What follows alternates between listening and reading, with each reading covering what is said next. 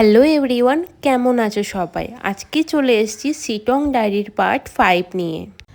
আজকে সকালটাই চা দিয়ে শুরু হয়েছিল, তারপর এখানে ব্রেকফাস্টে লুচি আর পাহাড়ি স্টাইল আলুর দম খেয়ে আমরা কিন্তু বেরিয়ে পড়েছিলাম দার্জিলিং যাওয়ার জন্য। দার্জিলিং যাওয়ার পথে যে সমস্ত জায়গাগুলো পড়বে সেগুলো আমরা আজকে সব ঘুরে নেব। আর আজকে কিন্তু আমরা দার্জিলিংয়েই স্টে করব।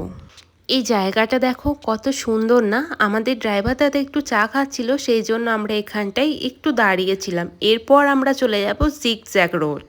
জিগজ্যাগ রোড যেহেতু আমাদেরকে ক্রস করতেই হতো, তাই ভাবলাম যে ঘুরেই নেব। আর বেশ কিছু ফটোও তুলে নিয়েছিলাম, ফটোগুলো কিন্তু দুর্দান্ত এসেছিল। তারপর আমরা চলে এসেছিলাম একটা টি গার্ডেনে। এখান থেকে চা খাওয়ার পর আমরা সিদ্ধান্ত নিয়েছিলাম যে চা নিয়ে গেলে আমরা এখান থেকেই নিয়ে যাব।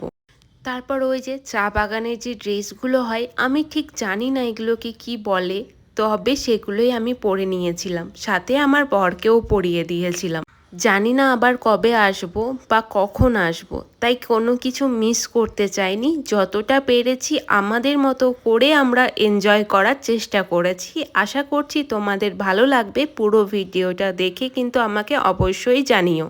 তারপর এখানেও বেশ কিছু ফটো তুলে নিয়েছিলাম। তারপর আমরা চলে গিয়েছিলাম লামাহাট্টা ইকো পাইন ফরেস্ট। এখানে জায়গাটা তো ভীষণ সুন্দর ছিল, চারিদিকে সবুজে ঘেরা পাইন একটা ফরেস্ট। উপর থেকে যখন আমরা নিচের ছোট্ট পাহাড়গুলো দেখছিলাম, যেগুলো থেকেই আমরা কিন্তু ঘুরে এসেছি, সেগুলোও দেখতে কিন্তু অসাধারণ লাগছিল। তারপর আমরা দেখলাম এখানে একটা লেক আছে, সেই লেকটা যাওয়ার জন্য এখন ওপরের দিকে যাচ্ছি। মানে লেকটা পাইন ফরেস্টের ওপরে আছে, তো ওই ওপরে যেতে তো আমার অবস্থা খুব খারাপ হয়ে গেছিল, কিন্তু ওপরে এসে যখন দেখলাম এত সুন্দর দৃশ্য, সব ক্লান্তি আমার দূর হয়ে গেছিল। আমরা নিচে থেকে ওপরে এসেছি প্রায় 2 কিলোমিটার হেঁটে। আর পাহাড়ি রাস্তা এটা কিন্তু অনেকটাই। আর পাহাড়ে এসে যদি পাহাড়ি স্টাইল ম্যাগি না খেলাম তাহলে আর কি করলাম, সেই জন্য 1 প্লেটই নিয়েছিলাম আমাদের দুজনের জন্য। তারপর ড্রাইভার দাদা অনেকটা গাড়ি চালিয়েছে, তাই আমাদেরকে বলল যে এখানে একটু মোমো খেয়ে নিতে, কারণ এখানকার মোমো নাকি অসাধারণ। এরপর এখান থেকে আমরা যাব ঘুম মনেস্ট্রি, ঘুম মিউজিয়াম আর ঘুম স্টেশন ঘুরতে। কিন্তু আমাদের দুর্ভাগ্যবশত সেদিন ঘুম যে মিউজিয়ামটা ছিল সেটা কিন্তু বন্ধ হয়ে গিয়েছিল, তাই আমরা শুধু ঘুম মনেস্ট্রিটাই দেখতে পেয়েছিলাম। অসাধারণ ছিল। তাহলে চলো তোমাদের মনেস্ট্রির ভিতরটা এবং বাইরের চারপাশটা একটু ঘুরিয়ে দিই।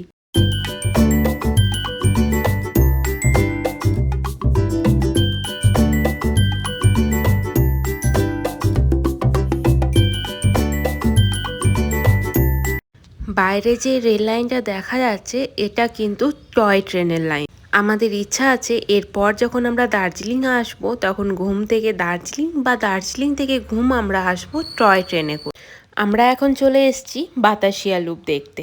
এখান থেকে কাঞ্চনজঙ্ঘা খুব ভালোভাবে দেখা যায়, কিন্তু আমরা যেদিন গেছিলাম সেদিনকার ওয়েদারটা দেখো, কিছু বলার নেই। সত্যি কথা বলতে কাঞ্চনজঙ্ঘা দেখতে সত্যি ভাগ্য লাগে, একবার এলে কিন্তু হবে না, বারবার ফিরে আসতে হবে পাহাড়ের রানীকে দেখার জন্য। এখানেও আমরা বেশ খানিক্ষণ ঘোরাঘুরি করেছি, কিন্তু পাহাড়ের রানীর কোনো দেখা আমরা সেদিন পাইনি। ওই যে দেখো একটা টয় ট্রেন আসছে, এখানটাতেই আসবে টয় ট্রেনটা নিচে থেকে ওপরে। এখানে যেহেতু দাঁড়াই, এখানে একটা ছোট্ট স্টেশনও আছে টয় ট্রেনের, সেই জন্য ট্রেনটা আসার সঙ্গে সঙ্গেই আমি চলে গিয়েছিলাম দেখতে টয় ট্রেনটা কেমন হয়।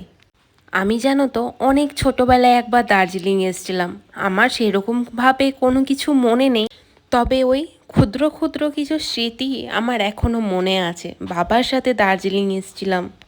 আমাদের ঘোরাঘুরি কিন্তু কমপ্লিট, মানে সকালবেলাকার মতো। রাত্রেবেলায় দেখা যাক কি করব। এখন আমরা ঘুম থেকে যাচ্ছি দার্জিলিংয়ের দিকে আমাদের হোটেলে। তাহলে চলো আজকের ভিডিওটা এখানেই শেষ করছি। আমার ভিডিও ভালো লাগলে লাইক কমেন্ট শেয়ার করে দিও।